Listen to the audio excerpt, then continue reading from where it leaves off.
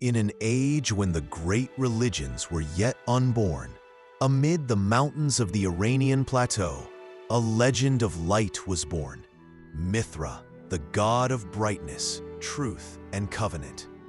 It is said he was not born of a mother's womb, but from the heart of a sacred stone, a child holding a torch in one hand and a dagger in the other, symbols of light and power. Mithra was the guardian of loyalty and the enemy of falsehood. In ancient Persian belief, no oath was ever made without his name.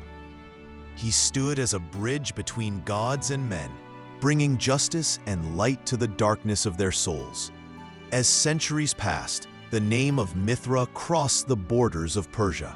Merchants, warriors, and captives carried his story to distant lands, until in Rome, weary soldiers of endless wars found solace in the god from the east, Mithra, the savior of light. He was no longer just the god of Persia, but the god of loyalty, of courage, and the shining light within the dark heart of the Roman Empire. If you enjoyed this journey into ancient history, make sure to like the video and subscribe for the next chapter of Mithra's legend.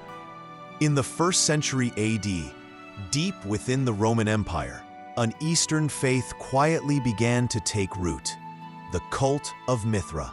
Soldiers returning from the East carried with them the story of the god of light, a divine being born from darkness to save the world from lies and betrayal. The worship of Mithra was, at first, a secret rite. His temples were built underground, dark caves, illuminated only by torchlight. Inside, carved upon the stone, was the image of Mithra in the sacred act of slaying the bull, a symbol of light's triumph over darkness and life's victory over death. The followers of Mithra were mostly men of the military, officers, soldiers, and commanders, those who lived by courage, loyalty, and discipline on the battlefield. Among them existed a sacred brotherhood. No one could join the circle of Mithra without passing through difficult trials and secret initiations. Over time, the cult spread from military camps to the heart of Rome itself.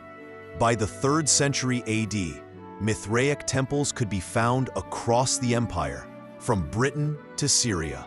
Even emperors, including Diocletian, paid tribute to him and called Mithra the protector of the empire. Yet in the shadow of this glory, a new rival was rising, a faith that also came from the east and would soon sweep across Rome: Christianity. The light of Mithra still burned deep within the caves, but the skies of Rome were slowly witnessing the rise of another sun. At the heart of the Mithraic faith lay a sacred and mysterious scene: the slaying of the bull. According to legend, Mithra, obeying the command of the supreme god, hunted a holy bull and sacrificed it in a dark cave. From the bull's blood, plants and new life sprang forth, a symbol of life born from death.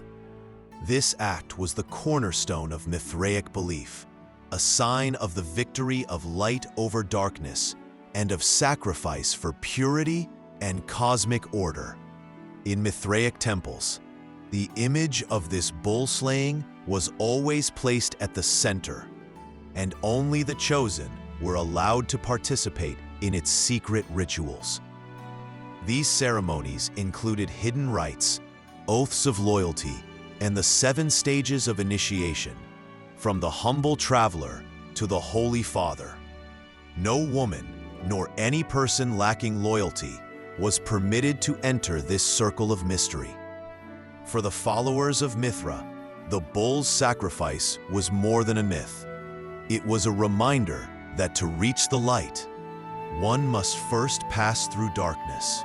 With the beginning of the 4th century AD, when the Roman Empire declared Christianity the official religion, Mithra's star began to fade. Underground temples were closed, statues were broken, and ancient mysteries were one by one consigned to oblivion. The Mithraists, who had once been guardians of loyalty and light, now went into hiding to escape the wrath of the church. But the traces of Mithra never completely vanished. Many of his symbols, like light, sacrifice, and the birth in a cave, were echoed in Christian rites.